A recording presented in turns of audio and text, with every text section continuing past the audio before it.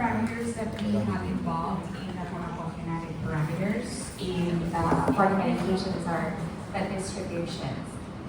Like as we mentioned about the definition of that distribution is that drug that moves to the site of action by having carried out by the bloodstream.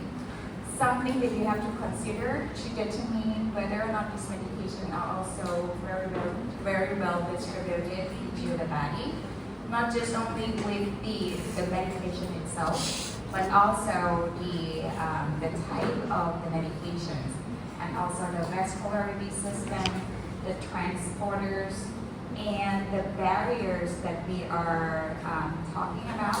With the blood and placenta barriers, usually when you are talking about the pregnancy woman, if you consider the placenta barriers, these barriers usually very restrict all the foreign molecules to get into the baby, right? So these medications usually cannot go easily through the placental barriers. They will need to have the transporter to get into the maternal systems. So actually, distribution is also considered by the system, the organ system that we are talking about. If you want to treat the baby for the pregnancy woman, you need to consider the medication that can penetrate into these placental barriers. Some of the medications, the information is in the drug monograph that you can consider whether or not this medication can get into. Consider the volume of distribution is number one. And number two, if you fall into the categories of the pregnancy, then we'll have the information about the medication, whether or not they can pass through these placental barriers. Another secondary site organs that we usually concern about the distribution is the brain. The brain, we have the barrier called blood-brain barriers. The barrier between the blood, the barrier between the brain. Usually that barrier is very tight, and there's so many enzymes to destroy all of those foreign bodies or the foreign molecules that intend to go into the brain. There is some specific properties of the medication that can get into the brain, such as a large molecules or the lipophilic molecules, because those molecules can get into the brain by the passive diffusion. But by the tight junction in the brain, you will need to have a very high lipophilicity of those medications or very bulky molecules. Other things that we consider to get past to the blood-brain barrier is also using the transporters or the specific receptors to get into the brain. Just like the glucose that our brains really need to get functions, glucose has several receptors that underneath the blood-brain barrier so that the brain can use the glucose to function at all times.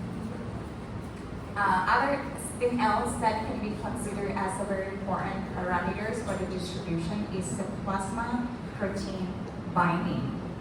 And usually the type of proteins that commonly found to bind with the drugs is albumin. Albumin can bind to the drugs. Another type of the protein, also maybe 20% of the time, is the glycoprotein. Those medication can bind to, those protein can bind to several medications, especially in the medication that has a very low volume of distribution, because this protein is usually stay in the blood, like the albumin or the glycoprotein. And if the medication binds to the protein there, they get stuck. Because like we mentioned, only free drug can distribute. Only free drug can travel. Only free drug can go to the site of actions. So basically, if you have the protein that binds to the drugs, it will stay in the circulation in the blood, so that it cannot move into other type of the organs. Unless if you have something to treat in the blood, this may be effective, like the medication stay in the blood at all times. Like if the patient has the bloodstream infection, we might need the blood to stay in the blood, the drug to stay in the blood. Does that make sense to you? So the distribution parameters that we just talked about earlier, we need to have the volume of distribution to consider. And this is the concept of the protein binding. And later on, I will show you some of the drug monograph that represent all the pharmacokinetics parameters that we can consider. Protein binding, usually, if you have the free drugs, they will be at equilibrium between the free drugs and the protein complex. And if the medication is in this form, they can no longer be function. It needs to be converted and release the molecules into the free drugs in order to, function in their mechanism of actions. All right. So another terms in the pharmacokinetics parameters is the drug metabolism. It is very important gateway to destroy the medications. The drug metabolism itself usually has an important effect. The concept of drug metabolism is usually to convert the molecules of the medication into the molecules that is very easy to eliminate. Because a lot of time when you formulate the medication, it is somehow, structure of medication has to stay in the body. But these are something that is not our own. The body doesn't need this, actually. So that the body tries to remove all of these molecules. And this is the way that the body tries to remove the medications. And the drug metabolism, you will see from these photos, these pictures, that when you have the medications, and once they get distributed into the body, they're in the free form, not binding to any other proteins in the body. They can go to the metabolism phase. And the metabolism phase, in general, we have two phases of the metabolism. The first one will be in phase 1 metabolism pathway. It is actually to oxidize these molecules of drugs to be a little bit into more soluble molecules, so that it means a hydrophilic, so it can be easily to be eliminated into the body. And other terms could be phase 1 can be another perspective of the medication as well. Some of the medication required phase 1 metabolism to convert themselves into the active metabolite. An example of the medication is the acyclovir. They usually need to have some enzyme or metabolic pathway to convert the molecule of drug themselves to be more active, so that these active molecules can have more potent mechanism of actions. But at the same time, on the when you compare pros and cons sides of the active metabolites, sometimes these active metabolites can be a toxic metabolites as well. So we have to measure and balance between these two molecules.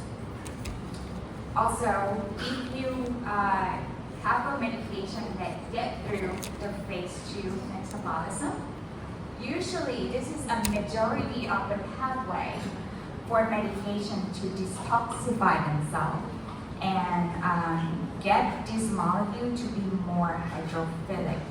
And these hydrophilic properties of these molecules will be eliminated through the kidney pathway, because in the kidney we usually filter all of the molecules and then dissolve all of those molecules and eliminate and excrete through the urine, like you pee out after you take the medications. And there's several steps under the phase 2 metabolism. It could be synthetic, it could be a conjugation. It means like they provide in the liver that they have some molecules to conjugate with the medication to make this molecule more dissolvable. And these are the phase 2 for the eliminations of the drugs.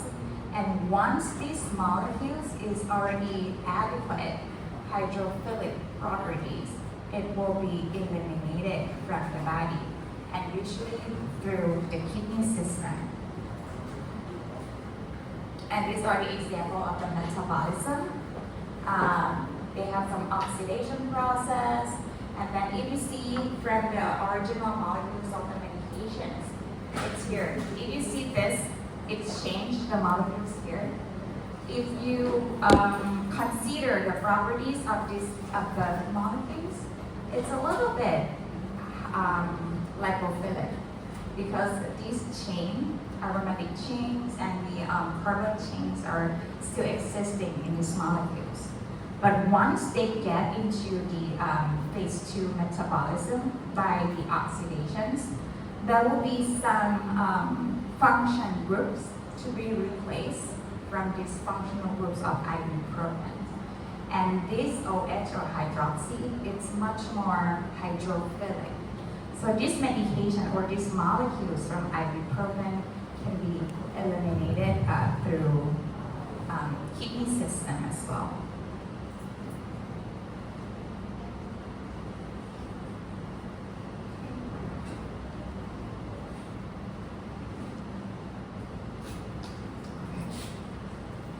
Something that I would like to also mention about the metabolism is the cytochrome P450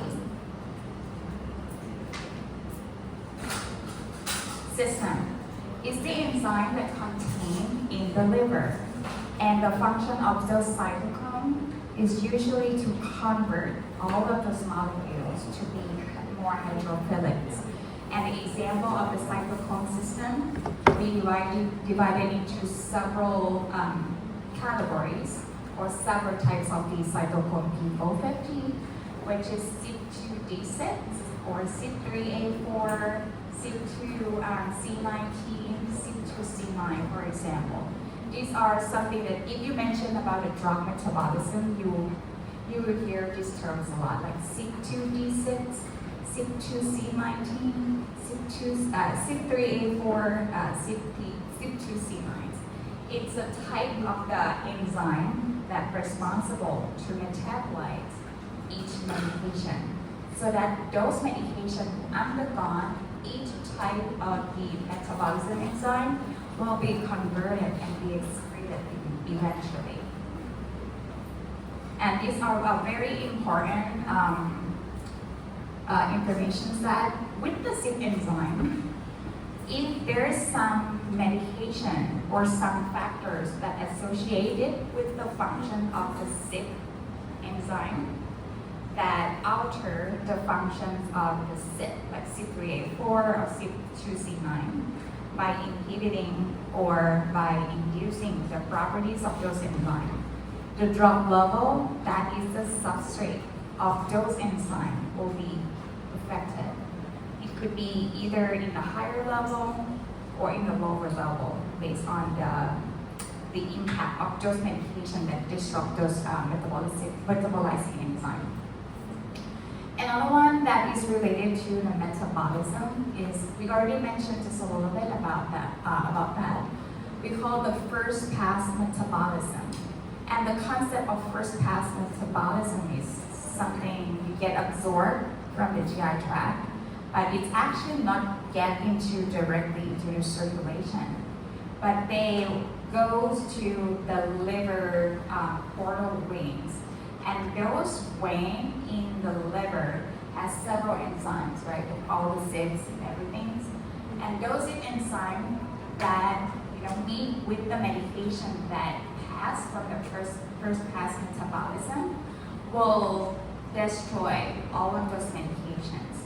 So if the medication can go past metabolism, it means that those medications may have a very low bioavailability.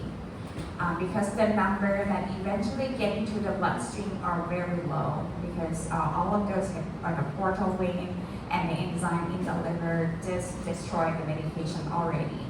So just the leftover amount of the medication is very minimal. And this is also represent how important of the metabolism enzymes.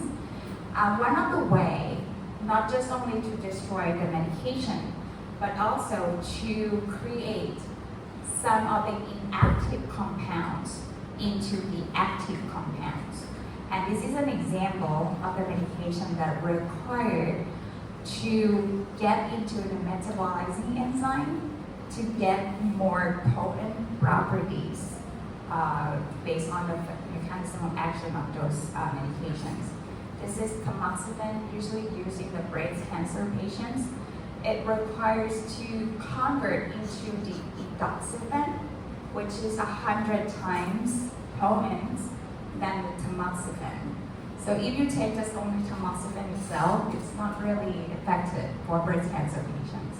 But it requires CYP2D6, which is also an enzyme, as a metabolizing enzyme, to destroy the medication. But this perspective, this CYP2D6 will change the tamoxifen into and transform it into endoxifen, which is a potent form of it. And this is very effective against breast cancer. So basically, the metabolizing enzyme or the metabolism process is not just only to destroy the medication, but also to create new molecules. So depends on each medication by each medications. All right, and these are some lists of the factors that might affect into the pharmacokinetics interactions. As the prescriber, you may need to understand what kind of factors that may have an impact to decrease or increase the drug levels so that it can be, impacting with your efficacy and the toxicity level of those medications. For example, with the absorption, if there is something that changed the absorption rate, and one of the examples is to change in the pH of the stomach. Some of the medication required a certain pH level so that the medication can get into unionized form, and those unionized form can get absorbed, and it can stay in the free form by this pH level. So if there is some impact or something that disrupts the pH level in the body, the unionized form, the free form of those medications may be changed. So the absorption and the bioavailability can be changed based on these interactions. And here are the list of examples. Like if you take some acid reducing agents, for example, lansoprazole, famotidine, the pH level in the stomach will be increased. And those medications that require acidic environment will be decreased in absorption, like ketoconazole, which is antifungal medications.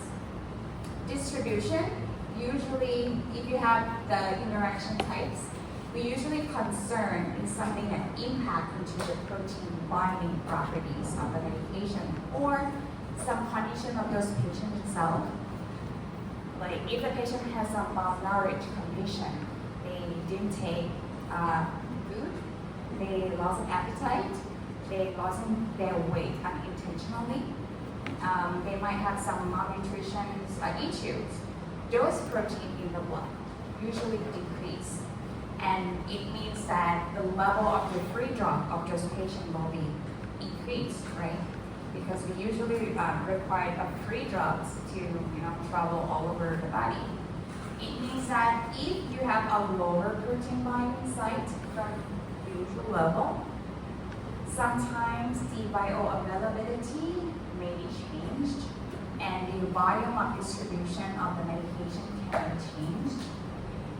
But at the same time, in the previous slide, the free drug can also go through the metabolism system, right? It means that if those free drug is increased, it can go into the metabolism pathway as well. It means even though you have more free drugs, but you have more free drug to go through the metabolizing enzyme, so it may be getting destroyed by those increase of the increase the free drugs by have lower protein binding. Does that make sense? So it's like it depends on the medication. It can go into the site of action, or it can go to the metabolizing enzyme pathway. So it can be either increase the level or lower the level of the medications. And then metabolism itself, it depends on the medication or something that can interrupt with the metabolizing enzyme in the liver, especially with the ZIP enzyme cytochrome P450. It can be either in the inhibitions or the induction process. So if you have some medication that inhibit the enzyme, like CYP3A4, that can be inhibited by medications. If you have some medication that is a substrate, meaning this medication requires CYP3A4 to get destroyed. So if you have some medication that inhibit the action of CYP3A4, it means there is no one to destroy that medication, right? Usually, enzyme inhibition impact will increase the level of the substrate, which is some medications that we, are having the patient to take. And these are the example of the drug interaction by this pathway. Amiodarone is a very strong CYP3A4 and cytochrome P450 inhibits several types of enzymes in the liver. So if you have some medication that is a substrate for this CYP3A4 or cytochrome P450, such as warfarin or ciprofloxacin as antibiotics, or diclofenac, they are a substrate of cytochrome P450. If you take the medication all together at the same time as a concurrent medication, amiodarone can increase the level of ciprofloxacin or diclofenac because there is no longer CYP3A4 to metabolize ciprofloxacin or diclofenac to get out from the body.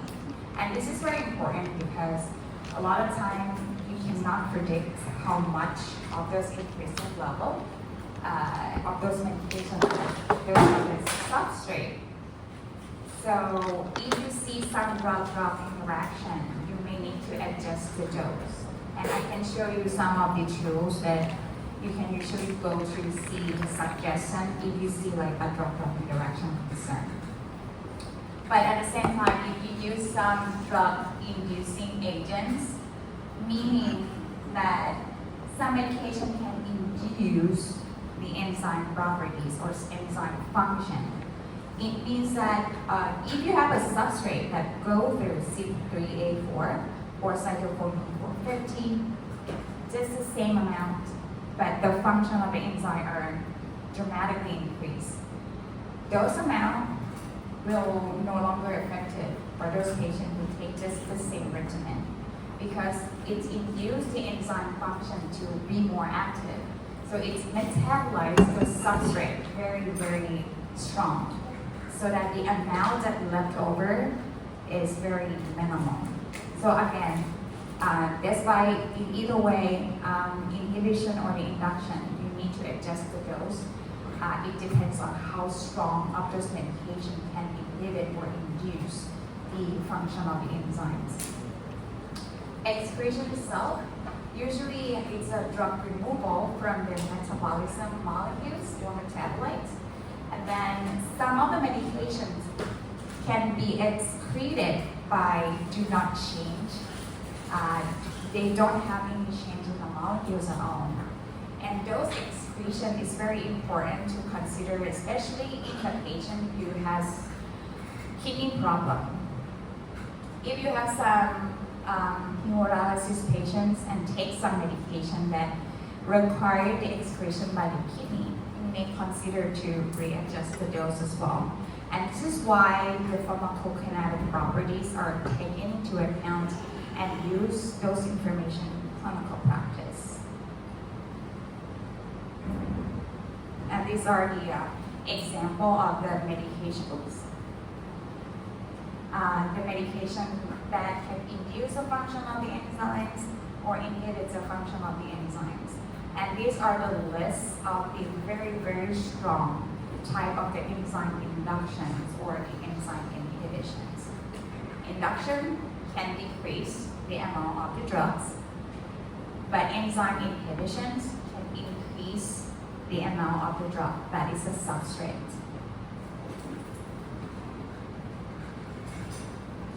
Then with the excretion, usually refer to how to remove the drug from the system, and usually through the kidney functions. So the patient can, the more important thing about the excretion by the kidney, if you interview the patients, those patients needs to say, I still have some urine, like they can pee every day. And this is the way that they can excrete the amount of the medication that metabolites through the excretion process. But if you have the patient who doesn't have any urine, they can't pee because of the kidney functions are failed. Usually with the kidney clearance are also usually failed too. Those medication may stay longer and have an impact into the half-life of eliminations of the drug. Just like we said earlier, half-life is the properties of the medication. But half-life can be changed if you have some conditions like the kidney fail or the metabolizing enzymes that interact with those medications. Some other routes for the excretions are, I would say, very minimal compared to with the kidneys.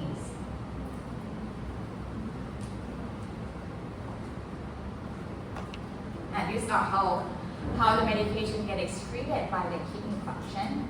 They get filtered by these glomerular capillaries, and then they get in through the bone capsule, and then they get filtered and excreted by the, having the patient pee.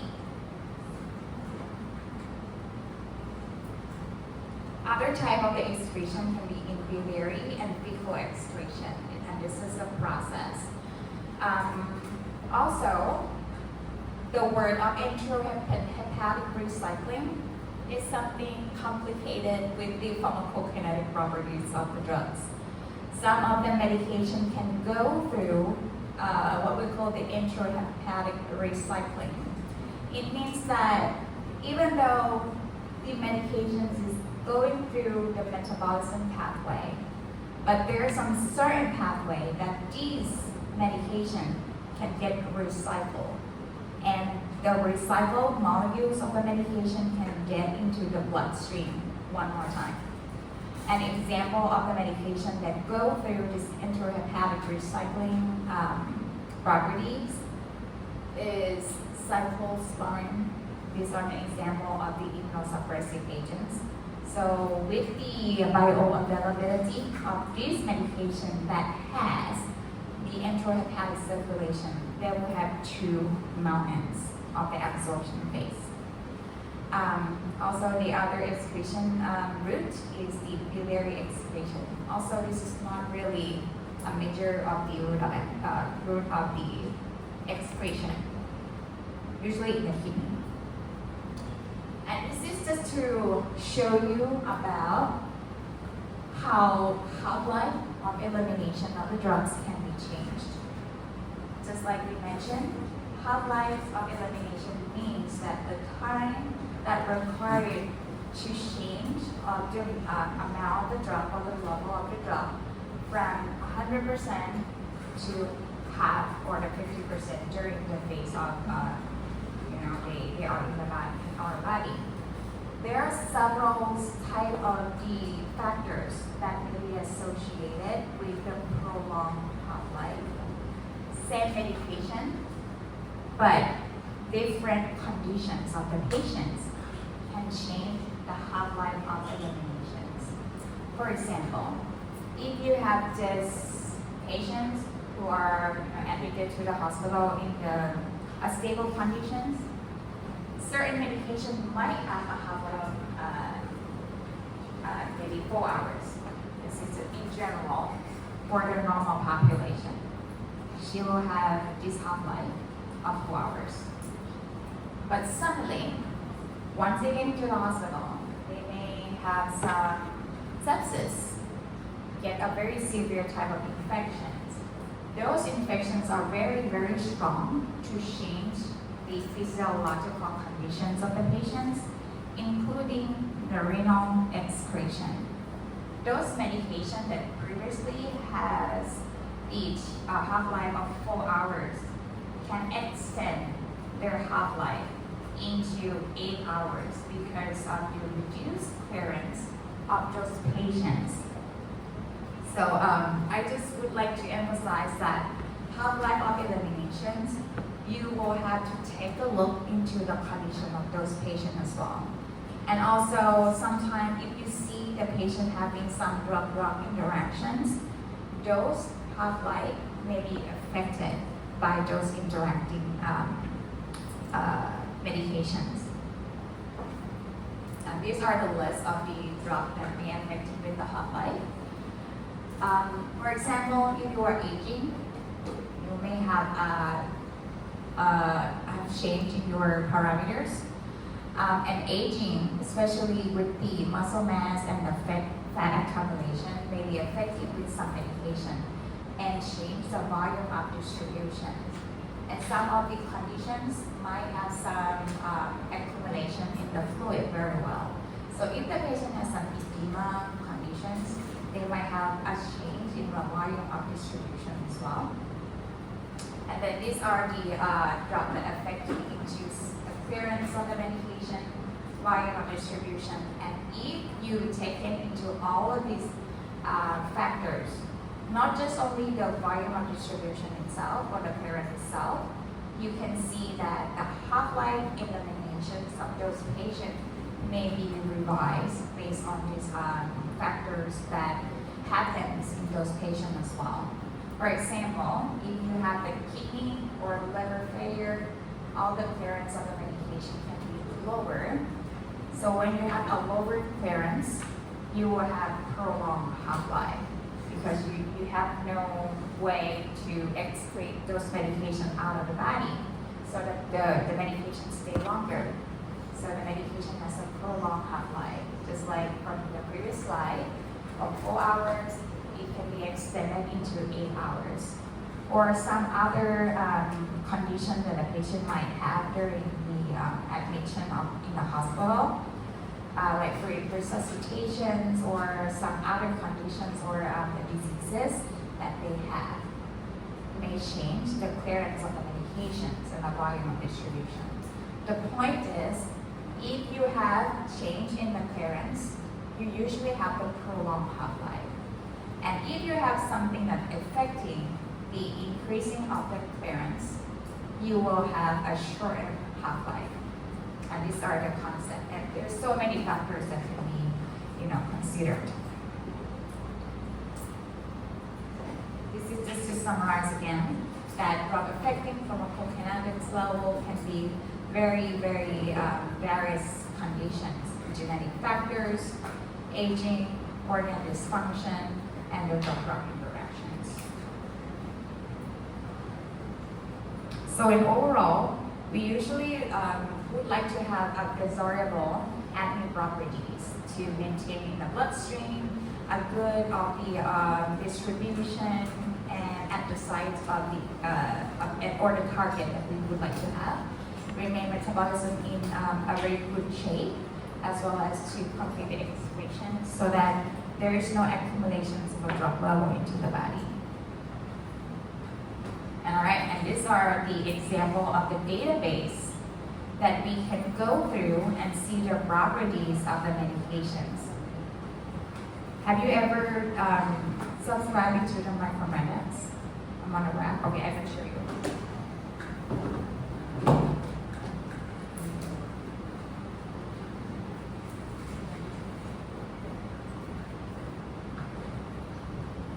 This is one of the famous drug database that we have available from Microminutes, but you need a subscription. I'm not sure here subscribe to this database or not, but just to show you that all the information you can get from this database.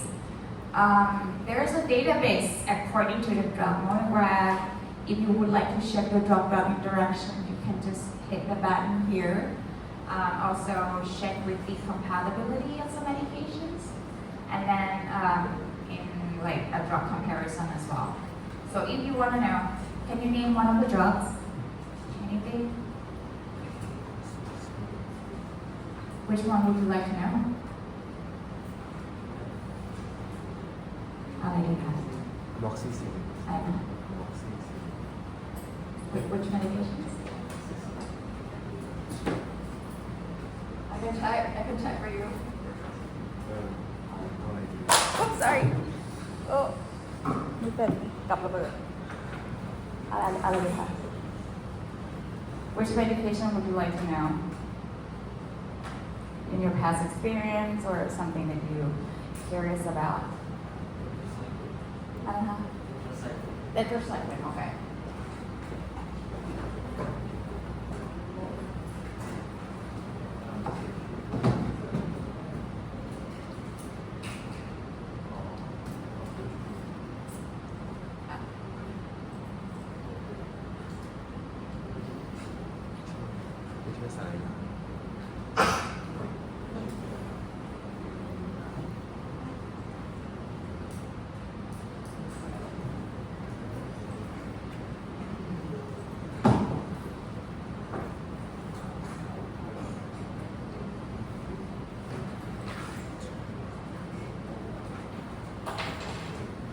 These are the monograph that we usually have all of the information regarding the medication properties.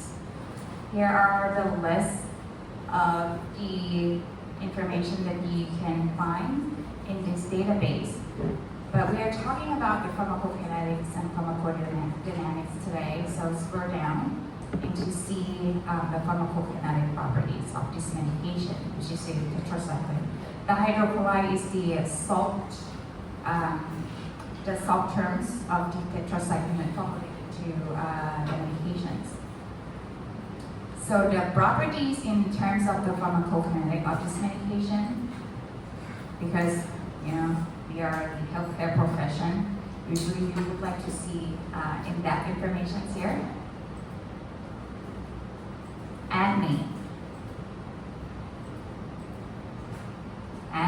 So they have some explanation about the properties of drugs, like an absorption of tetracycline can be affected by food. So the food and absorption rate can be decreased from 81% affecting by type of food, and usually the rate and extent of the absorption is preferred in a fasting stage. And then distribution, protein binding is only 5%. And tissues distribution, as you can see, so usually they will have a very widespread of the distribution of this medication. They can go to the skin and bones and bile. The cerebrospinal fluid also can be penetrated into the brain. And then if you see the parameters that we already mentioned in our previous slides, the volume of distribution. Tetracycline has a volume of distribution of 75%. So these are the parameters that you can look for. And the metabolism can be going to the liver excretion, it's a renal excretion by 60% and go through bile excretion as well. Elimination is actually half-life can be prolonged by 100 hours if you have the patient with the renal impairment, stuff like that. And these are the information that you can take a look by considering the pharmacokinetics parameters. And you can see from the example that I provided to the slides. Oops.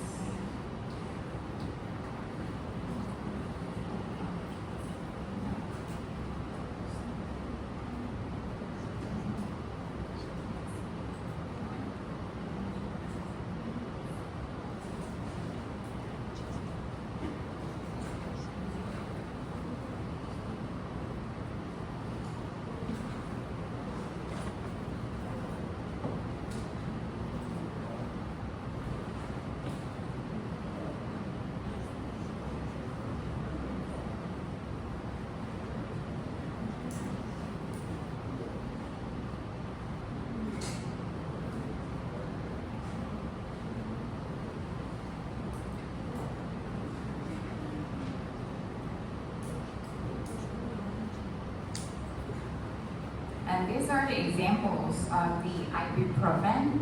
It's the painkiller pills that I think in your practice you're going to see a lot. Like when you have a toothache or some procedures that require to have some pain relief, ibuprofen is among of the medication that you usually prescribe. And with the pharmacokinetic parameters of the ibuprofen, they have the absorption. They are also aging that impacted with the absorption rate. The Tmax means the time of the maximum concentrations. And then it's usually 1 to 2 hours. It means that if you take the ibuprofen, usually you're going to see some pain relief within 1 hour. And this is a kind of concept of the onset of action too. And then distribution is approximately 0.11 to 0.18 lead per kilo. So if you have some patient weigh 70 kilos, you multiply by this number to calculate the volume of distribution. They also have some protein binding. The primary of the protein binding is 99% of the albumin. So imagine, usually ibuprofen stay in the blood. And pediatrics and geriatric, the volume of distribution may be different. And these are some other factors or some other parameters in the pharmacokinetic parameters of ibuprofen. It is the metabolized by the liver to this type of the molecules, and then it can be excreted by the renal. Elimination half-life is not that high, 1 to 2 hours, as you can see here. So if you would like to maintain the pain relief, you usually advise the patient to take maybe 4 to 6 times a day because they have a very short half-life. All right. Any questions so far?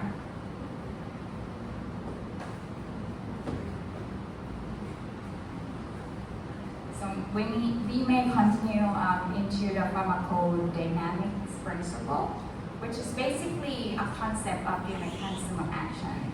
I think we touched a bit for the pharmacodynamics of the medications already, along with the pharmacokinetic properties.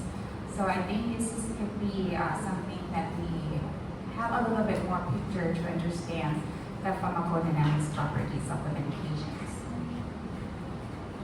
Usually with the pharmacodynamic itself, it means that when you have the molecules of the drugs, how those drugs will interact with the bodies, how the drug interacts with the receptors, how the drug changes the physiological of the body.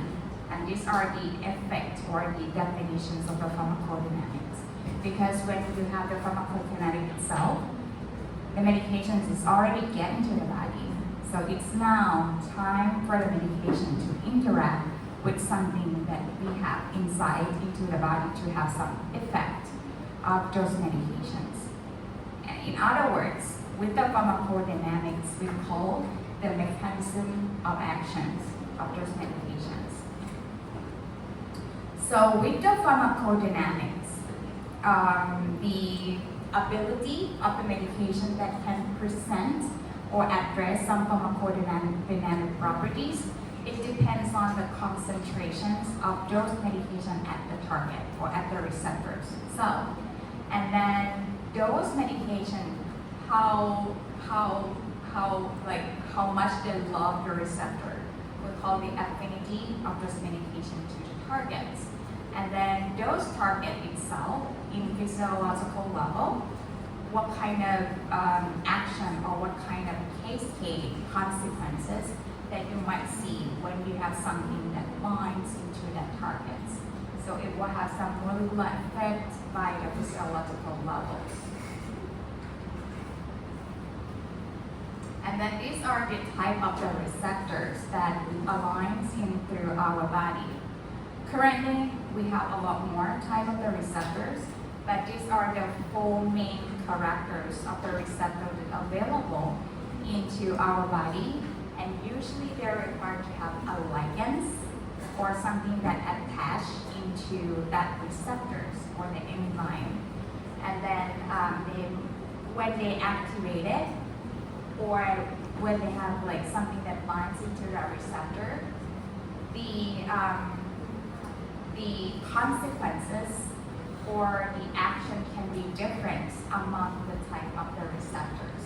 And this slide is a summary of the type of the receptors and the physiological cascade that they have, and also the examples of the receptor that we have available right now, as we know in the pipelines.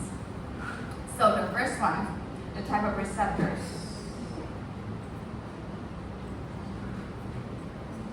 Is the G-coupled receptor protein.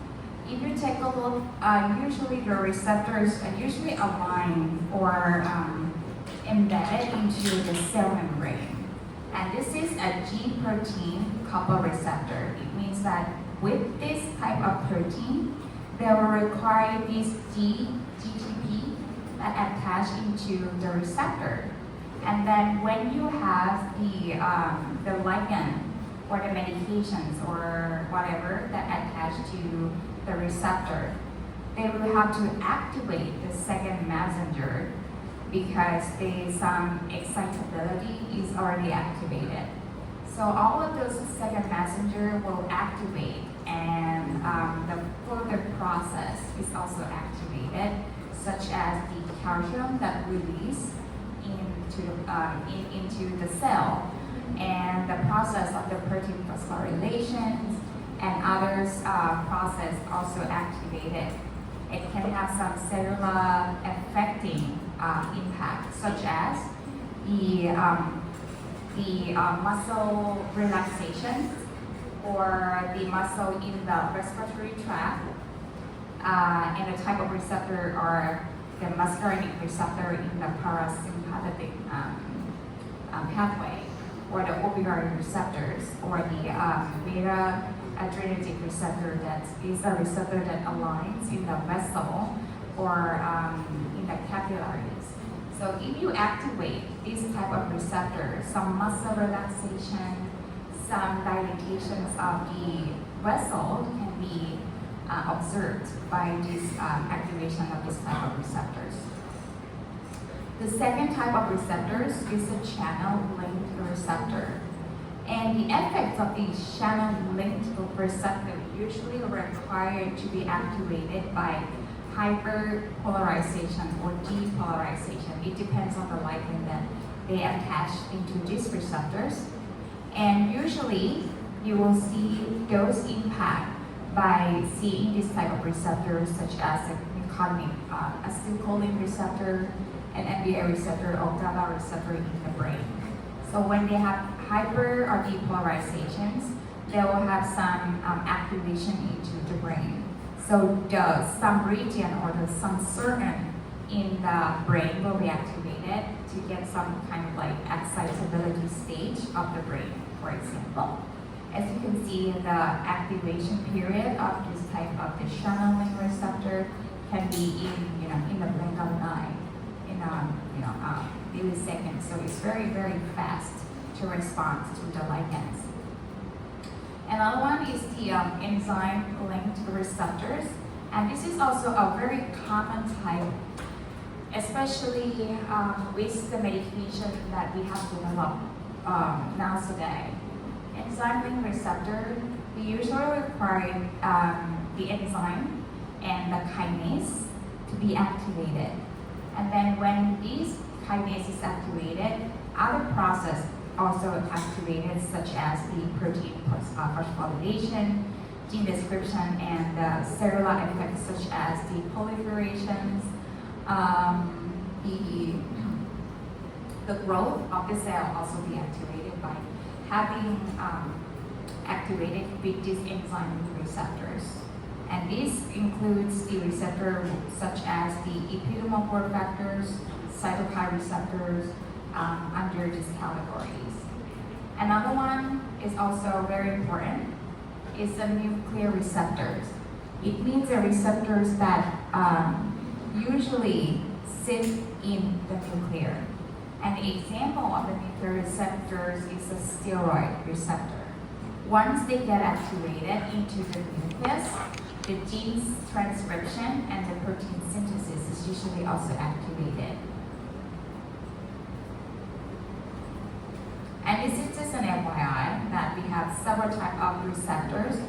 And when you take a look into each specific mechanism of action of the medication, you will have to understand the mechanism of action itself. All right. And these are all the terms that are associated with the pharmacodynamic properties. Regardless the type of the receptor that we just talked about, we also need to understand that the ligand that can attach into the receptor or enzymes or ion channels or whatever that we have available in our body can have different effects based on the ligand that they attach into the receptors. If you have the medications that have the properties as an antagonist, it means that once you have this medication binds into those receptors, the effect of the physiological effect of those receptors will be zero, because it's antagonized the effect of those physiological effect. And this is the terms of antagonist. So you'll see that the effect is converted into zero. But if you use the medication as an agonist, meaning that if you have the medication binds into the receptor, it will act just like a ligand that we have into the body. For example, if you have medication that fully activates your neurotransmitter in the brain, just like dopamine or serotonin act just like that, and they have or enhance those ligand, just equivalent to the neurotransmitter that existing into the body. We will say this one as a full agonist or 100% of agonist. But sometimes those medications that bind as an agonist will not have a full effect of those physiological consequences. And we call these terms as a partial agonist. And sometimes we have this term as well, like inverse agonist. Not just only the antagonist itself, but it inverts the action of the physiological level. But usually with the medication, we have these type of categories are the most common one, like antagonist, partial agonist, or the full agonist.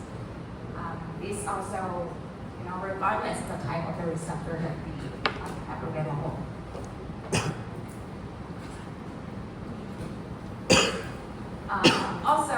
would like to mention just a bit more.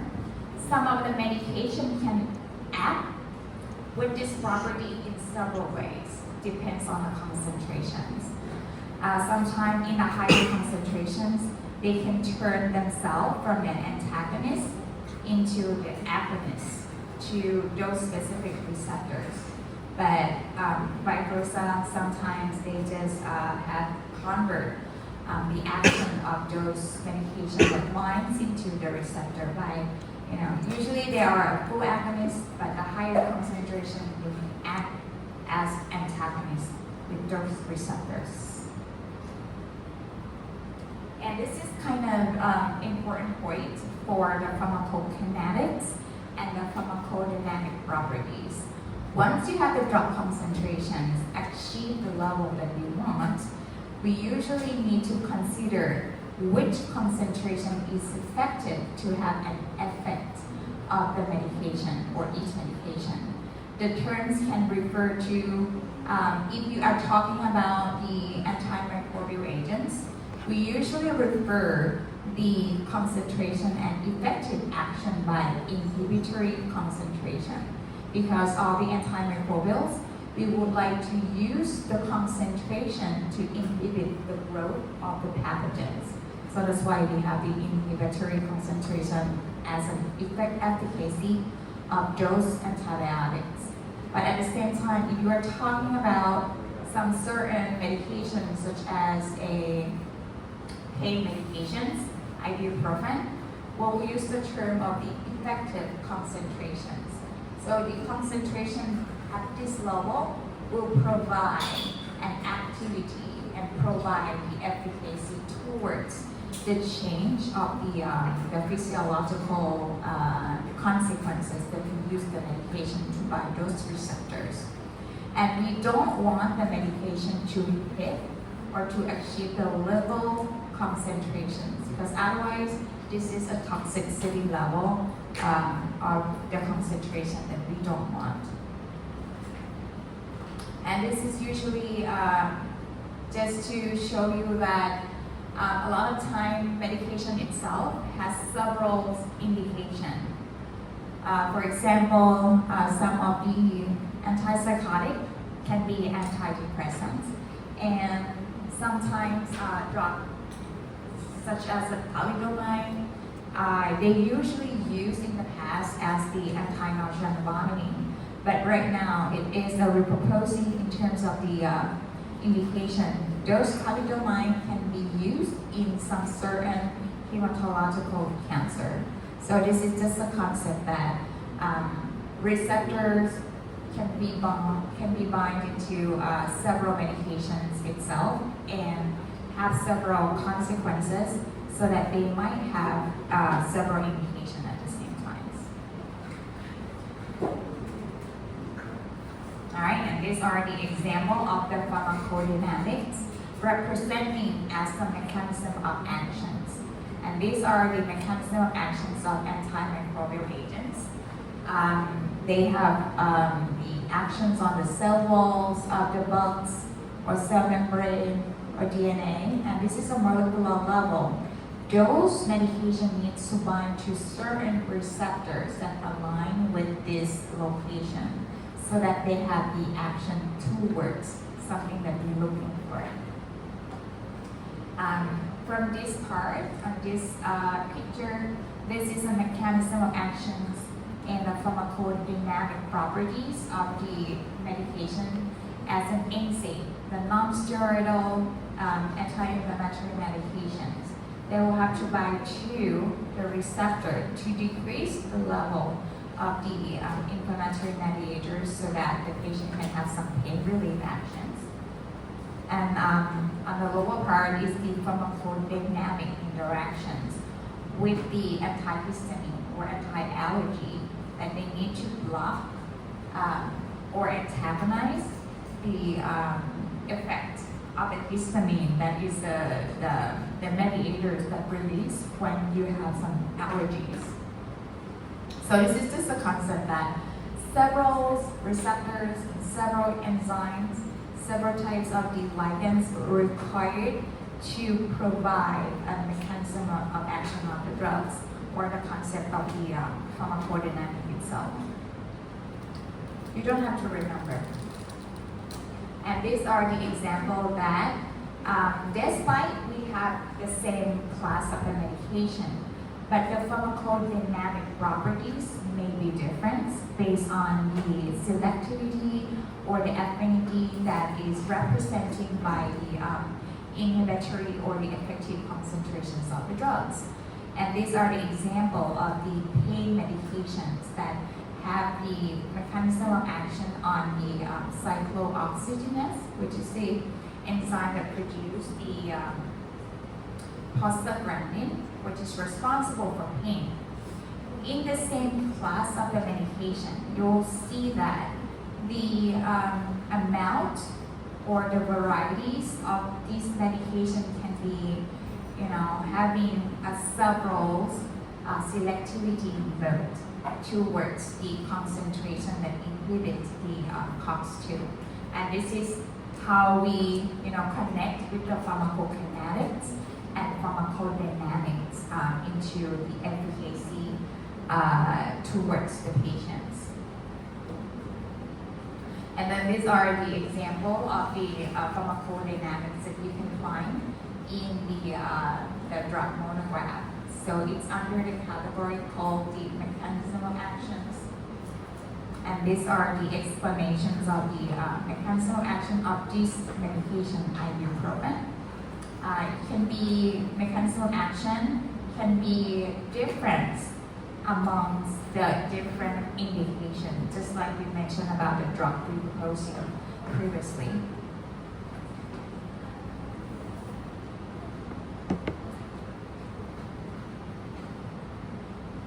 Any questions so far? Confusing now? Alright, so this is just to FYI about something that might have some impact into pharmacokinetics and pharmacodynamics parameters for the medication, which is the genomic itself, or our genes into the body. Because right now, we are entering the era of what we call personalized medicine. The medication for you, and the medication for me might not be the same, even though we have the same condition of the disease. Because a lot of time the response, the toxicity, efficacy cannot be the same, like accurately, like 100%. So the pharmacogenetics is actually a study on how to determine the genetic factors that might associate to the response, either toxicity and the efficacy of the medications.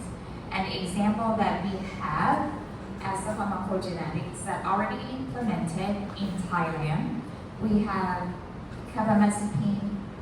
If the patient would like to get this medication, the carbamazepine, you need to check gene first to see whether or not you have a risk of developing adverse reactions. Or sometimes if you take some anticoagulation, the blood thinner, warfarin, you might need to check some metabolizing enzyme of this warfarin so that we can predict the most appropriate dosing regimen to you. Or the clopidogrel as well, this is the antiplatelets. And this is maybe some of the medications is so important for the dentist because those warfarin and clopidogrel, if you see some patients who are taking this medication for quite a while and they would like to do some procedure at your facility in the clinic, you maybe have to advise them to stop this medication before the procedures like the tooth extraction or some the accused procedures in the mouth. Because otherwise, if they still take warfarin and clopidogrel during your procedure, they might have a bleed. And it's very hard to stop if they take some anticoagulations. So they need to prepare some procedure. But sometimes you may need to like weigh risk and benefit because some conditions that they require to have the warfarin and forbidoxals are very active, like they have stroke, they have the clot in their lungs.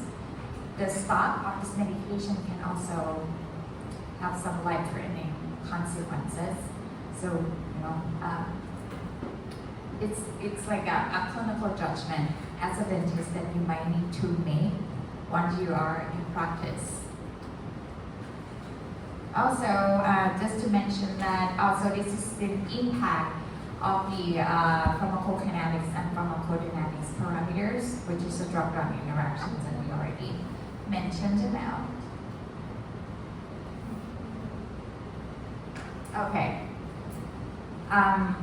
Other things, I just would like to give you an idea how to use the pharmacokinetics and pharmacodynamics that we just learned to apply into the patients. For example, if you have some patient with the bacterial infection in the teeth or oral cavities, we may need to consider antibiotic to use in the patients. And then the factors that are associated with pharmacokinetics and dynamics will consider the choice of the antibiotics, which one is appropriate, by taking into the type of the infection. I think you might learn about the spectrum of antibiotic a little further, but this is just to have an idea that in terms of the pharmacodynamics, you need to consider which type of infection that the patient might have and which antibiotic can cover those type of infection, or the mechanism of action can kill those pathogens or not. And then in terms of the pharmacokinetic itself, you might need to consider that if the patient has some pus in the oral cavities, what type of the medication that can distribute or spread into the oral cavity effectively so that they can kill all the pathogens that is the cause of infections. And this is a concept while we have to think about the choice of the antibiotics.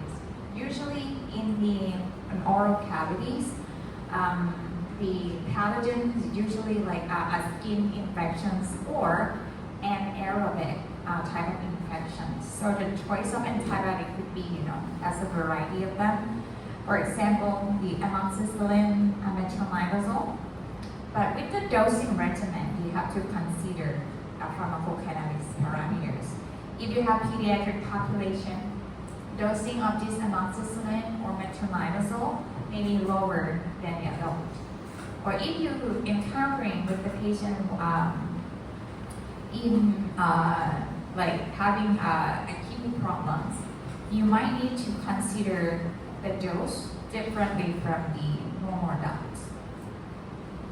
And I can show you here that if you would like to see how to dose appropriately into these spatial populations, you can see from here that there is adult dosing, and then dose adjustment may be required in some type of patients, such as the renal impairment. If they have some renal function is less than 50 ml per minute as a GFR, you might need to consider to change in the regimen or dosing of those specific conditions.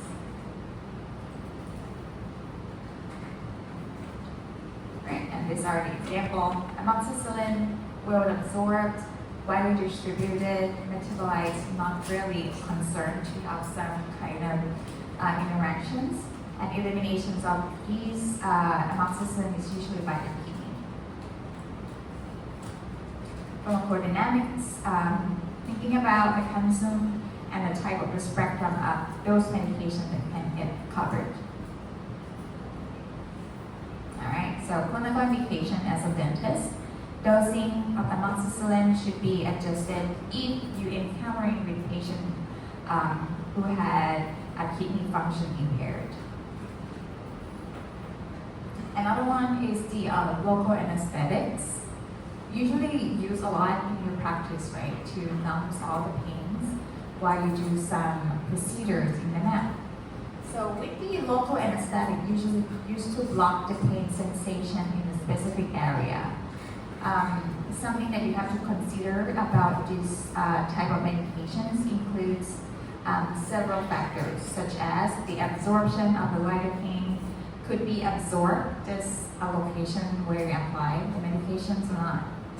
Distribution, we don't want the medication to distribute all over the body. We just want to use the medication to be localized in the specific area we apply. Metabolism, it usually get absorbed into the body, not in a very high amount. They usually clear by the metabolism and the elimination by the kidneys. Mechanism of action of dose, lidocaine, it can block several channels and the receptors and provide some local anesthetic and numbs all the pains. So you have to optimize the dose by knowing pharmacokinetics and pharmacodynamics of the medications. And then these are the pain. You're usually going to see a lot in your practice. You would like to prescribe some analgesia to the patient, so consider some of the medication that is widely prescribed as a painkiller. Ibuprofen, acetaminophen, which is a paracetamol, and an aspirin. So thinking about the type of the ibuprofen itself, pharmacokinetics, very rapidly absorbed, distribution is very well, metabolites into the active metabolites. And if you have some patient who taking other medication that might affect to the metabolism of ibuprofen, you might have to think about it. And then the majority of the concern in the ibuprofen is the elimination to the kidney. And side effects of the ibuprofen is also associated with the kidney impairment as well. So this is a concern of the NSAIDs. Benamycin itself inhibits the prostaglandin to produce and subside the pains and inflammations. So again, using all of those kinetics and dynamics to optimize the dose and avoid the adverse drug reactions.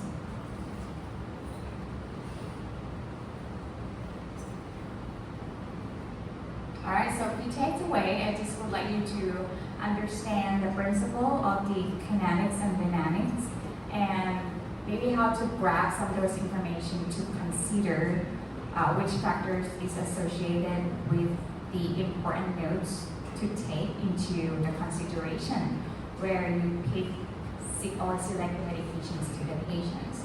You don't need to remember all of those information, just my exam will be just the concept of those things, the kinetics. For example, if you would like to know how long of the medication, the durations of the medication, which parameters you should take into account or consider for each medication as an example.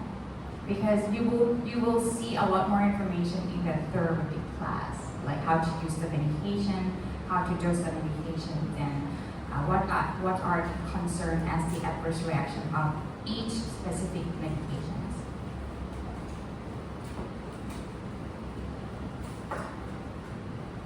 All right, so those are kinetics and dynamics principle. Any questions? Is that difficult? Okay. Maybe we take some break, about 5 minutes, and then we will go to the last hour of the rational drug use.